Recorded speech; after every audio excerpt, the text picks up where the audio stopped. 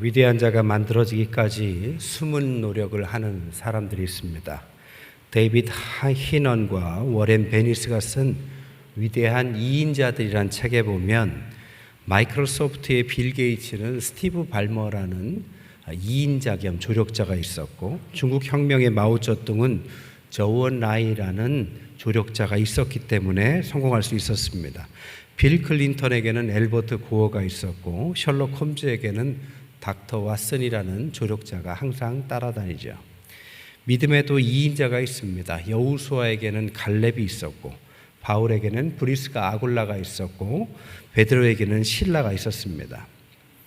오늘 아브라함의 아내 사라는 단순히 아브라함의 아내라기보다는 이런 차원에서 아브라함의 조력자였고, 아브라함이 믿음의 조상이 되기 위한 가장 큰 노력을 한 사람 중에 하나가 사라다라고 말할 수 있습니다. 그가 어떻게 그런 일을 가능했을까? 저는 오늘 신앙의 역사의 변화, 그를 만드신 하나님의 세 단계의 변화를 통하여 은혜를 나눌까 합니다. 제일 먼저 하나님께서 사라 만들기 1단계는 하나님은 사라를 아브라함의 아내가 아니라 사라 자신으로 만드셨다는 겁니다. 히브리서 11장에 보면 믿음의 위인들의 이름들이 쭉 나열되죠.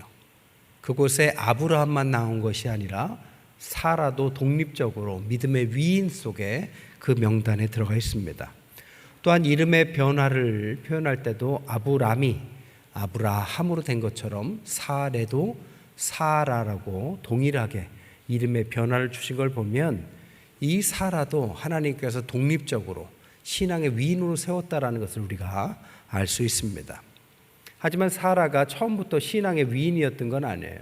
신앙의 시작은 그의 남편 아브라함 때문이었습니다. 남편을 통하여 하나님을 알게 된 것이죠. 옛날에 어떤 젊은 자매를 본 적이 있는데요. 새벽 예배에 반주를 20년을 했다라는 거예요. 그래서 제가 새벽 기도 가기도 힘든데 반주를 20년이나 했으니 얼마나 신앙이 좋을까 그렇게 칭찬했더니 솔직히 자기는 하나님이 잘 안 믿어준대요. 근데 어떻게 새벽 예배에 반주를 20년이나 했냐니까 자기 아버지가 개척교회 목사랍니다.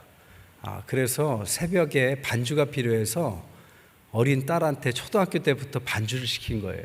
그래서 20년간 반주를 했지만 그것은 자신의 선택이라기보다는 아버지의 선택이었지요. 사라의 시작이 바로 이렇다라는 겁니다. 많은 모태신앙들도 그럴 거예요. 부모님 때문에 교회에 왔지만 그것이 당연하게 여겨졌지만 내 신앙이 아니라 부모님의 신앙을 따라왔던 그게 계기가 돼서 그냥 다니고 있는지도 모르죠. 그럴 수도 있는 겁니다. 또한 남편이 갈대아 우르를 떠나서 이 가나안 땅으로 약속을 따라갈 때도 그 결단도 사라와 상의한 것이 아닙니다. 아브라함의 결단이었죠. 사라는 남편의 결단을 그냥 따라간 것뿐입니다. 갈대아 우르는 그 당시에 대도시였습니다. 그 대도시에서 호화롭고 편안한 생활을 다 버리고 어디로 갈지도 모르는 그 길을 따라가는 심정이 어땠을까? 그가 하나님을 몰랐다라기보다는 그의 신앙의 결단이 아니라 남편의 결단을 따라가는 수동적인 신앙인이었다라고 볼 수 있는 것입니다.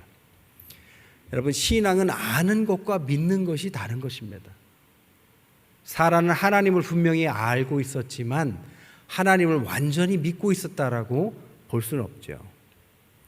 아는 것과 믿는 것 사이에는 항상 갈등이 존재하죠. 하나님께서 어디로 인도하시는지 어떤 분인지를 머리로는 알아도 우리가 믿음으로 따라가는 것은 전혀 다른 이야기죠. 남의 하나님을 믿는 사람들의 특징은 그래서 항상 마음에 갈등이 있는 것이죠. 하지만 신앙적인 갈등은 창조적인 갈등입니다. 이 갈등을 통하여 하나님의 사람으로 도약하는 계기가 되는 것은 확실한 것이죠. 하나님께서 그 계기를 주셨는데 공교롭게도 아브라함의 배신이 그 계기가 됐습니다. 아브라함은 믿음의 남편이었고 큰 결단을 할 만큼 신뢰할 만한 대상이었지만 위기에 처하자 자신의 아내를 누이라고 속이면서 자신의 목숨을 구걸하죠.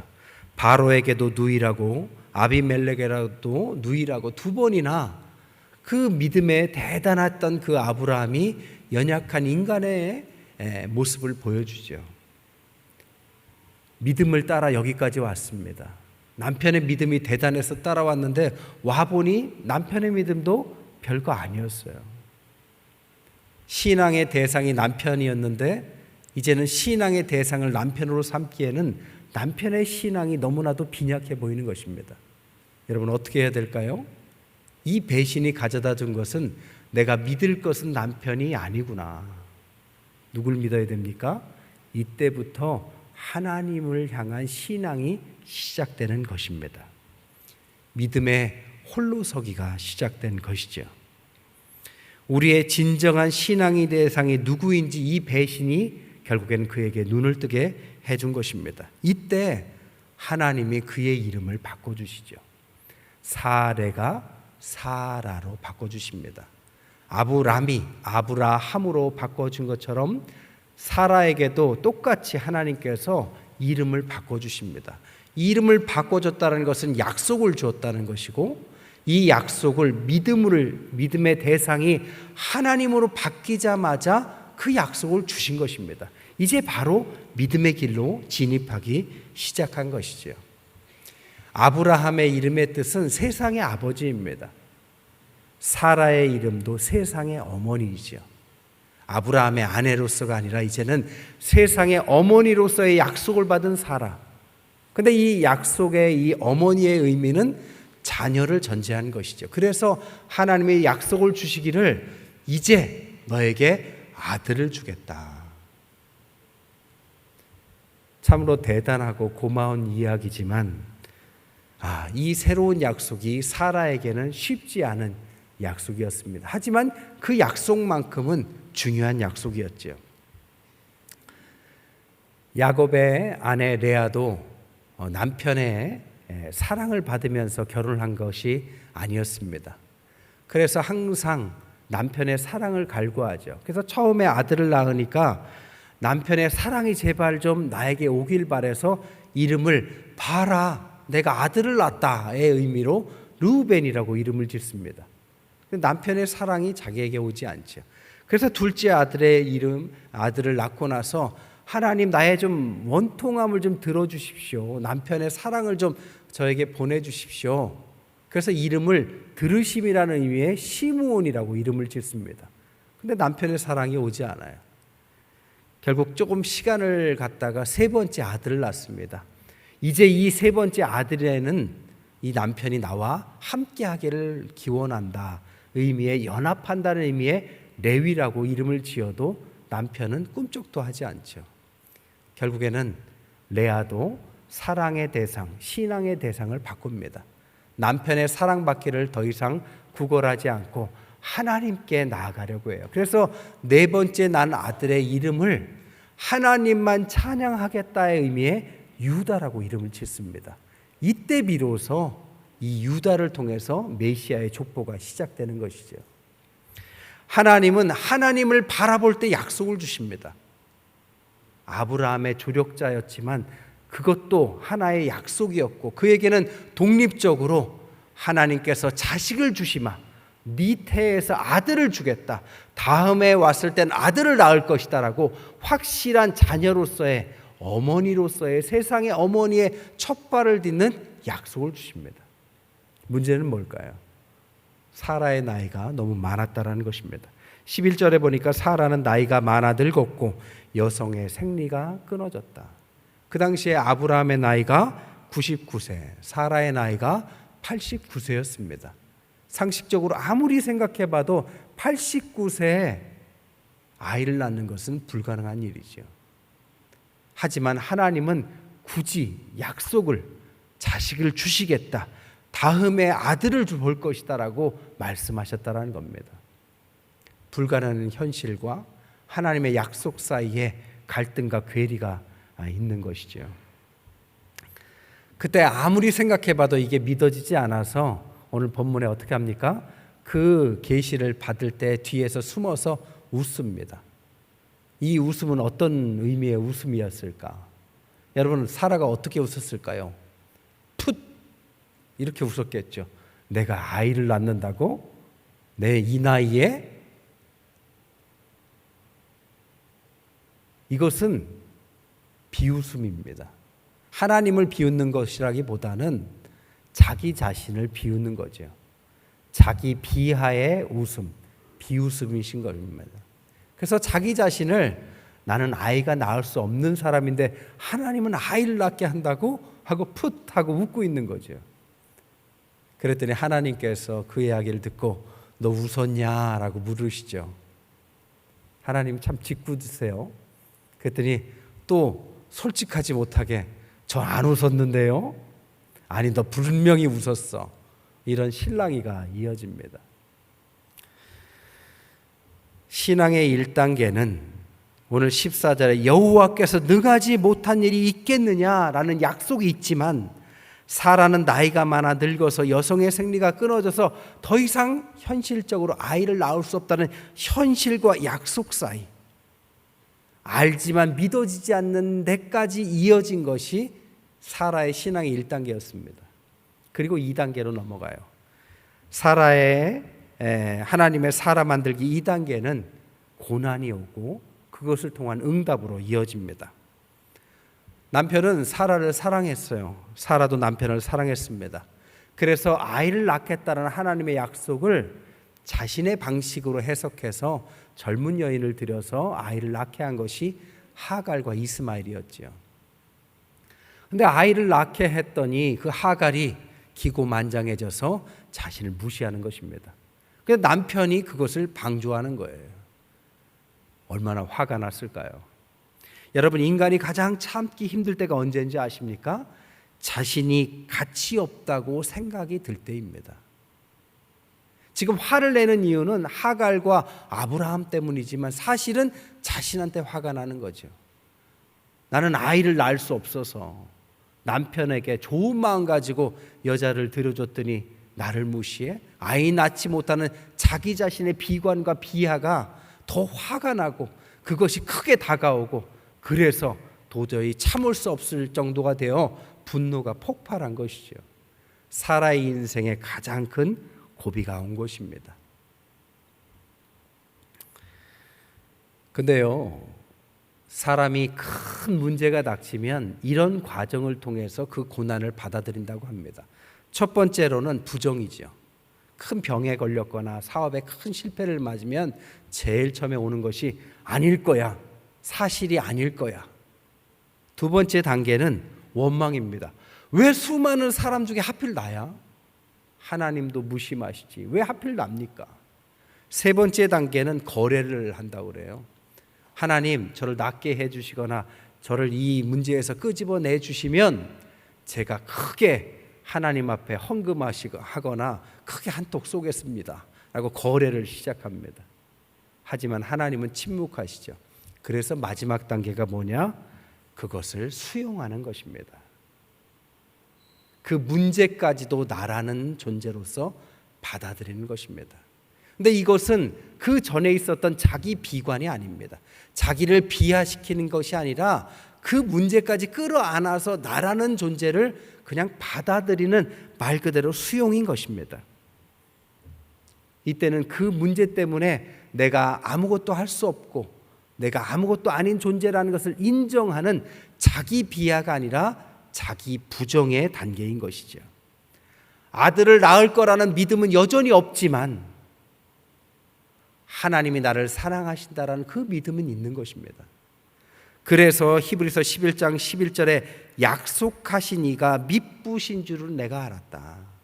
미쁘다는 의미는 신뢰한다, 신용한다는 뜻입니다. 나는 할 수 없지만, 나는 아이를 낳을 수 없는 생리도 끊어진 89세의 늙은 몸이지만 하나님을 신뢰한다. 방법은 모르겠지만 하나님을 신뢰한다. 사라가 그렇게 고백했다는 것입니다. 이것은 자기 비하, 자기 한계를 끝내는 것이 아니라 자기 부정, 나는 할 수 없다라는 걸 받아들이는 새로운 출발점이 되고 나는 그런 존재다라는 것을 수용하는 단계입니다. 그런데 나는 그럴 때 이제부터 나를 바라봤던 시선이 하나님을 향해 가는 것입니다. 나는 할 수 없습니다. 하지만 하나님은 어떤 분이십니까? 라고 질문이 되는 거죠. 나는 그런 존재이다라고 할 때 하나님은 나는 하나님이다라고 말씀하십니다. 그 하나님이다를 어디서 잘 설명해 놨느냐? 요한복음에 잘 설명해 놓으셨어요. 요한복음에는 나는 무엇이다라고 하나님의 그 정체성에 관해서 7가지로 나는 무엇이다, 에고, 에이미, 이렇게 7가지를 설명해 놓으셨어요. 첫 번째, 나는 생명의 떡이다. 너는 죽을 수 있지만 떡으로서 나를 받아 먹을 때는 너에게는 생명이 들어갈 것이다. 나는 세상의 빛이다. 너의 인생에 드리워진 그림자와 그 어두움을 나를 받아들일 때 빛으로서 빛나게 될 것이다. 나는 문이다. 너는 지금 모든 것이 닫혀 있고 모든 것이 막혀 있다라고 믿고 있지만 나는 너에게 문이 되어 줄 것이다. 나는 선한 목자다. 너는 갈 바를 알지 못하는 어린 양과 같지만 나는 너를 이끄는 선한 목적을 갖고 있는 목자가 될 것이다. 나는 부활이요 생명이다. 너는 죽어서 끝이라고 생각할지 몰라도 그 뒤에는 부활이 있고 영원한 생명을 줄 것이다. 나는 길이요 진리요 생명이다. 어디로 갈지를 모르지만 그 길을 내가 알려줄 것이고 네가 아무것도 알지 못하는 탑을 찾고 있을 때 나는 탑을 줄 수 있는 진리이며 너에게 생명을 줄 자이다. 마지막으로 나는 참 포도나무다. 나와 연결된다면 너는 가만히만 있어도 햇볕과 비를 내리시는 하나님 덕분에 너의 삶에 열매가 맺힐 것이다. 이 하나님, 나는 무엇이다의 하나님을 받아들이면 나는 그래가 하나님은 그러시다로 반환되고 승화되고 결국엔 내 인생에 하나님의 응답이 오기 시작하는 것입니다. 윌리엄 윌버퍼스라는 영국의 유명한 분이 계세요. 그는 노예제 폐지를 위해서 애쓴 사람입니다. 그는 노예제 폐지를 위해서 27살 때부터 하원 의원이 되면서 이 노예제 폐지를 위해서 애썼어요. 근데 그 당시에 영국은 노예를 통하여 먹고 사는 사람들이 전 국민의 3분의 1이나 됐다고 합니다. 그러니까 아무리 노예제 폐지를 애써도 다 그 뜻은 알아, 좋은 일이지 하면서도 동의해주고 도와주는 사람이 없었다고 그래요. 27살에 이것을 시작했는데 그가 언제 이것을 완성하느냐? 노예제 폐지의 법안이 통과되는 것은 72세에 통과가 됐다고 합니다. 결국 40년이 넘게 이 일을 한 것이에요. 그가 후에 자서전을 쓰기를 내가 40년 넘게 그것을 포기하지 않고 끝까지 갈 수 있었던 이유가 있었다라는 겁니다. 그렇게 애쓰고 노력해도 사람들이 거들떠보지 않을 때 1년이 지나고 2년이 지나고 지쳐갔습니다. 내 힘으로는 안 되는구나. 내 능력으로는 안 되는구나. 아무리 오라도 안 되는구나. 우리나라는 안 되는구나. 그때 존 웨슬레 목사님이 그에게 편지를 했다고 그래요. 그 편지에는 당신이 하는 일을 인간의 일로 본다면 당신은 세상과 사람들 앞에 이미 무릎을 꿇을 것입니다. 그것은 인간의 일이 아니라 하나님의 일입니다. 따라서 하나님 편에 서도록 하십시오. 그럼 하나님께서 당신 편에 서실 것입니다. 그때 그는 깨닫습니다. 이것이 나의 일이 아니라 하나님의 일이구나. 자기를 비하하고 포기한 것이 아니라 자기를 부정한 것입니다. 나는 안 돼. 내 힘으로는 될 수 없어. 하지만 하나님의 일이기에 이것은 될 것이야. 그래서 포기하지 않고 끝까지 애썼고 결국 그것을 성취하고 응답을 받은 것입니다. 이사야서 41장 14절에 버러지 같은 너 야곱아 라고 말씀하시는데 이 말의 뜻은 우리가 벌레 같은 놈이다 이런 뜻이 아니라 우리가 벌레같이 하찮은 존재인 것을 인정할 때 비로소 하나님께서 도울 것이다 라는 것을 말하는 것입니다. 오늘 사라는 자신에게 도저히 아이가 태어날 수 없음을 알고 있었습니다. 도저히 믿을 수 없었습니다. 하지만 그는 인정했습니다. 나는 안 돼. 하지만 하나님이 함께 하시면 그분은 하실 수 있어. 그때 하나님께서 주신 아들이 이삭입니다. 그때 창세기 21장 6절에 웃기 시작하죠. 그 웃음은 어떤 웃음이었을까요? 풋 하는 비웃음이었을까요? 하하하하 하는 깔깔거리는 웃음이었을까요? 그 웃음은 기쁨의 웃음이었습니다. 자기 비하의 웃음이 아니라 하나님의 놀라움을 찬양하는 기쁨의 웃음이었습니다. 그래서 아들의 이름을 웃음이다라는 의미의 이삭이다라고 짓게 되는 것입니다. 여기서 끝이 아닙니다. 사라를 만드는 하나님의 세 번째 단계는 뭐냐? 신앙의 유산을 남기도록 만드셨습니다. 사라는 창세기 23장에 보니까 127세에 죽습니다. 남편보다 먼저 죽죠. 그리고 나서 남편이 그의 시신을 묻을 땅을 찾죠. 그래서 막벨라 굴에 갑니다. 그래서 그 굴에다가 장사 지내기 위해서 그 주인이었던 헷 족속 에브론에게 땅을 팔라고 이야기하죠. 그랬더니 그 주인이 아유 그냥 땅을 쓰시라고, 그냥 묻으시라고. 그런데 아브라함이 끝끝내 이 땅은 아내뿐 아니라 나도 내 후손도 묻힐 땅이니까 내가 돈 주고 사겠다라고 끝까지 우겨서 결국엔 그 돈을 주고 그 땅을 샀습니다.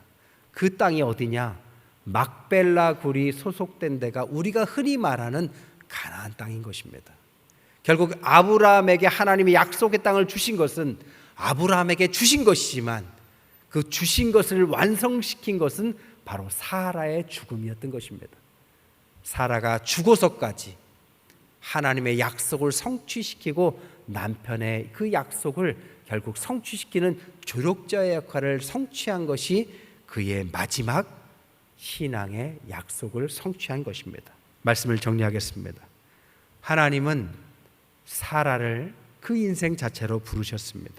그리고 사라를 하나님을 만나서 자신을 비관했던 그 비웃음의 인생이 하나님 앞에 자기를 부정하고 하나님 앞에서 웃는 인생으로 결국 변하게 되는 것이죠. 그래서 그 증거가 아까 말씀드린 대로 이삭, 웃음이라는 아이를 낳게 된 것입니다. 여러분들은 지금 어떤 웃음을 짓고 계십니까? 우리 인생 가운데 너무 힘들어서 풋하고 자기를 비관하고 혹은 쓴웃음을 짓고 비웃음을 하고 있지는 않습니까? 아니면 하나님 앞에 나의 모든 것들은 안 되니 하나님께 나아가고 있습니까? 우리는 아무것도 할 수 없어라고 포기하는 것과 우리는 아무것도 할 수 없지만 하나님은 하실 수 있어라는 것은 어마어마한 차이입니다. 이 작은 차이가 큰 차이를 만드는 것입니다. 아무것도 할 수 없어 하고 포기하고 사는 비관의 인생과 아무것도 할 수 없습니다. 그래서 하나님이 필요합니다. 하나님 도와주옵소서 라고 하나님께 나아가는 인생은 완전히 다른 인생을 사는 것입니다. 오늘 하나님께서 여러분에게 찾아오십니다. 여러분의 웃음 가운데 어떤 웃음이냐라고 묻고 계십니다. 여러분은 어떤 웃음을 짓고 계십니까? 여러분은 쓴 웃음, 비웃으심이라면 여러분의 모든 걸 내려놓고 하나님 앞에 겸손히 나는 아무 존재도 아닙니다. 자기를 부정하고 하나님의 놀라운 은혜 가운데 나아가시는 저와 여러분 되시기를 주님의 이름으로 간절히 축원드립니다.